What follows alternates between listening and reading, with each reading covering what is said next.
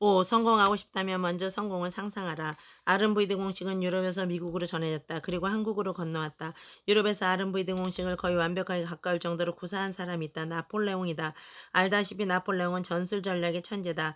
카이사르 칭기스칸의 버금가는 전쟁 영웅이다. 이 위대한 사람이 전쟁에 관해서 남긴 인상적인 말이 있다. 전쟁 그것은 상상하는 것이다 라는 말이다. 나폴레옹은 성공인 천재이기도 했다. 일제감점 위에 일본 사관학교에 입학한 조선인 청년이 일왕의 자리에 오르더니 대륙의 진출, 서구 열강을 물리치고 아시아를 통일한 뒤 아시아 통일 제국의 황제가 되었다고 가정해보라.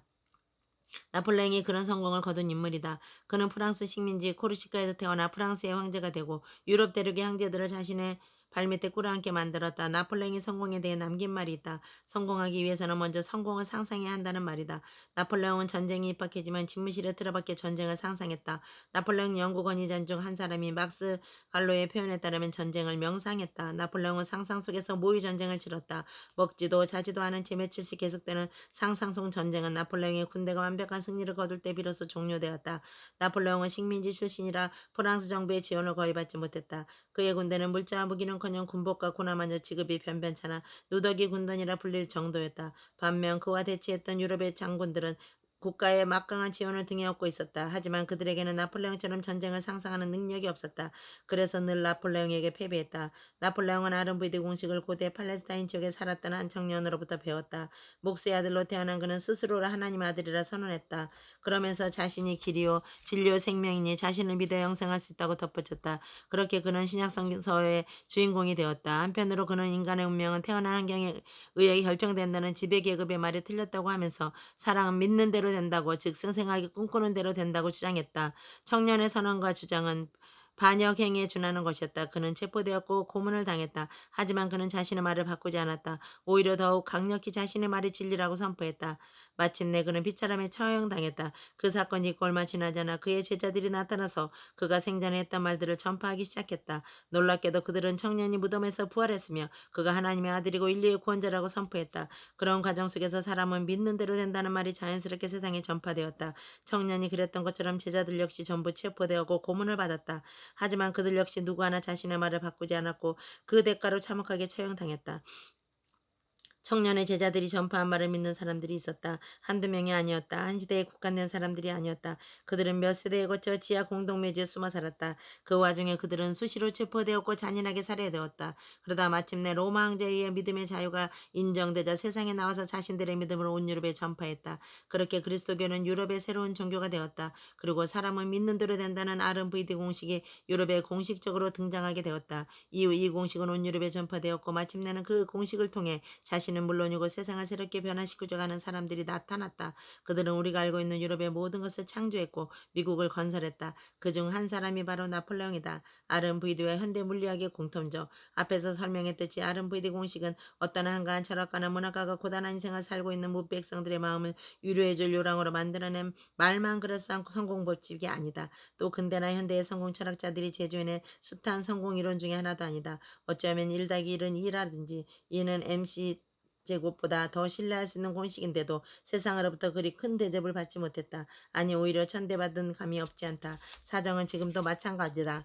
가정에서 또는 직장에서 한번 말해보라. 사람의 성공은 돈이나 학벌, 능력 같은 물질적인 것이 아니라 꿈꾸는 능력에 달려있대. 아마도 그의 호의적인 반응을 얻지 못할 것이다. 철없는 사람으로 취급될 가능성이 다분히 높다. 심한 경우 헛소리 좀 그만해라라는 말을 들을 수도 있다. 인류는 꿈의 힘을 부정하는 바이러스에라도 걸린 탓일까. 어쨌든 RMVD 공식은 역사적으로 세상의 인정을 제대로 받지 못했다. 몽상가들, 비현실적이고 비과학적인 사람들에게나 어울리는 말씀으로 취급당해 왔다.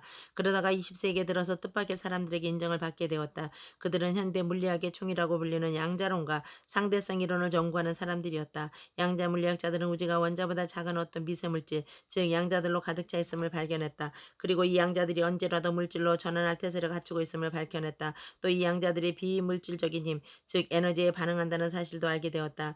인간이 무엇인가를 생생하게 꿈꾸면 그 에너지가 양자들에게 영향을 미치기 시작하고 양자들은 서서히 물질의 형태로 변화하기 시작한다. 인간이 포기하지 않고 끝없이 꿈꾸면 마침내 양자들은 완벽한 형태의 물질로 변환되어 인간 앞에 나타난다. 이것이 현재 물리학의 최고봉이라고 불리는 양자 물리학자들이 발견한 진실이다. 양자론과 더불어 현대 물리학이 양대 산맥을 형성하고 있는 상대성 이론 역시 같은 말을 하고 있다. 에너지가 곧 물질이고 물질이 곧 에너지다. 이게 상대성 이론의 핵심인데 여기에 따르면 우리가 지금 꿈꾸고 있는 것은 곧 미래의 현실이고 지금 우리가 처한 현실은 곧 우리가 과거에 꿈꿨던 것이다. 조금 확대 해석하자면 상대성 이론은 R은 VD 공식의 물리학 버전이라고 할 수 있다. 다음은 R은 VD 공식을 인정한 대표적인 과학자들이다. 막스 플랑크 1918년 노벨 물리학상 수상, 베르너 하이젠베르크 1932년 노벨 물리학상 수상, 에르빈 스레딩거 1934년 노벨 물리학상 수상, 폴 디렉 1934년 노벨 물리학상 수상, 볼트강 파울리 1945년 노벨 물리학상 수상, 존 힐러 물리학자, 신조어 블랙홀 장명, 데이비드 붐 영국의 이론 물리학자. 이런 경우를 가정해보자. 당신이 우연히 그림 한 점을 얻게 되었다. 그런데 아무래도 피카소의 미발표작인 것 같은 느낌이 들어서 루브르 박물관에 감정을 의뢰했다. 루브르 박물관장은 피카소의 미발표 작품을 보증합니다. 라는 친필 보증 서류를 보내왔다. 당신은 그 그림을 어떻게 대할 것인가? 그림을 지키고 관리하는 당신은 온 힘과 노력을 집중하지 않겠는가? 피카소의 피자만 들어도 자다가도 벌떡 일어나서 그림이 제대로 있는지 확인하지 않겠는가? 사람은 그가 꿈꾸는 대로 된다는 RMVD 공식은 양자론과 상대성 이론이라는 현대 물리학의 양대 산맥으로부터 그 진실성을 확정받은 지극히 과학적인 공식이다. 만일 당신이 이 공식의 효력을 믿지 않는다면 당신은 잘못하고 있는 것이다.